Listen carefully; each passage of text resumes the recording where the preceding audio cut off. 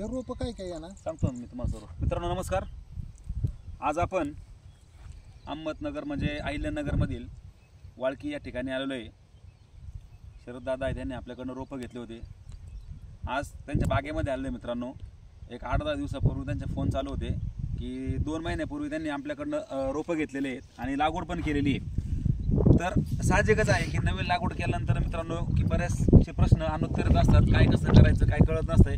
करायचं सगळं समजत असतं काय करायचं, पण एक मार्गदर्शन भेटावा किंवा योग्य मार्गदर्शन करावं मित्रांनो, यासाठी आम्ही यांच्या प्लॉटवरती आलेलो आहे.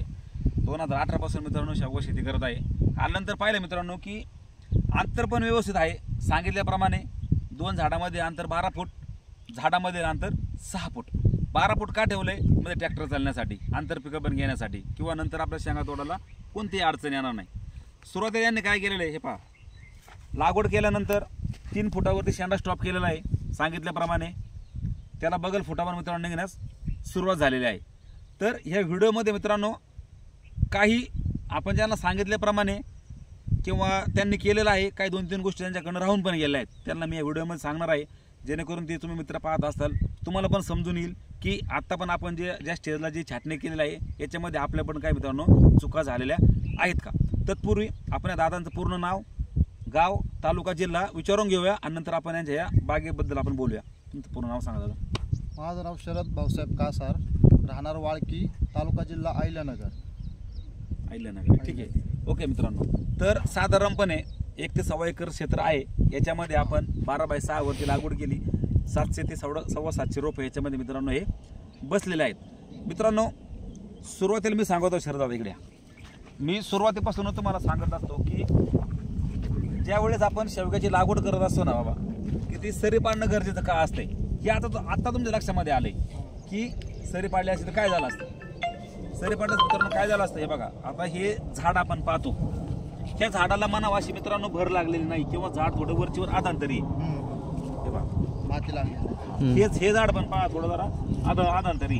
आता जर याला आपण जर व्यवस्थितपणे मित्रांनो व्हिडिओ चालू आहे, माती जर आपण याला लावली नाही ते झाड पडून जाणार आहे, रेलणार आहे. आता आपल्याला हे तुम्हाला कळून चुकलं.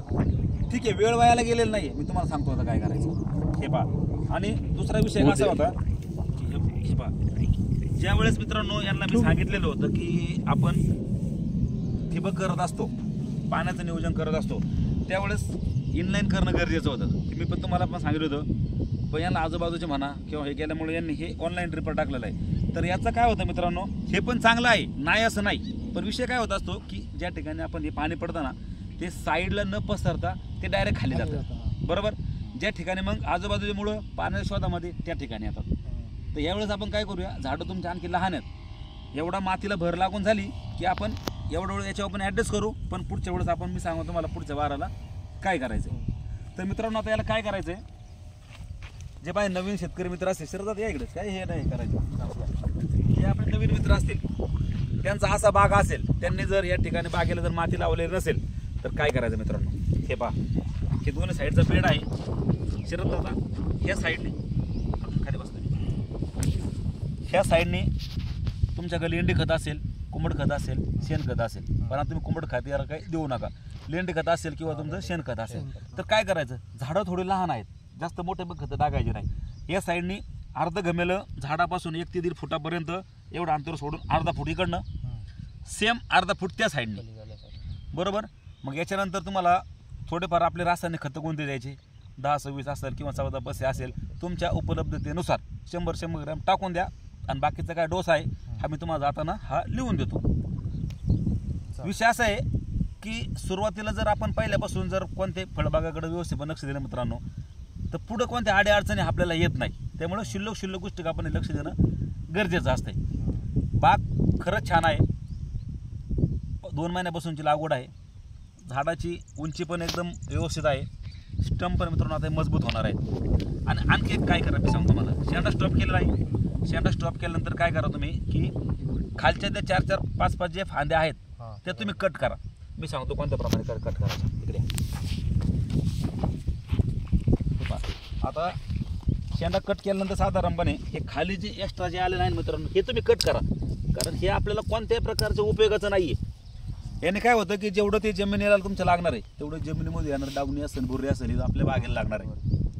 लक्षात आले थोड्याफार गोष्टी. हे पहा इकडचं आहे ना हाताने करा किंवा एखादी कैची नसेल असं केलं तरी पण चालतंय. याला कोणत्या प्रकारचे मित्रांनो कसलीही अडचण येत नाही. ठीक आहे मित्रांनो. अंतर आहे 12 बाय 6.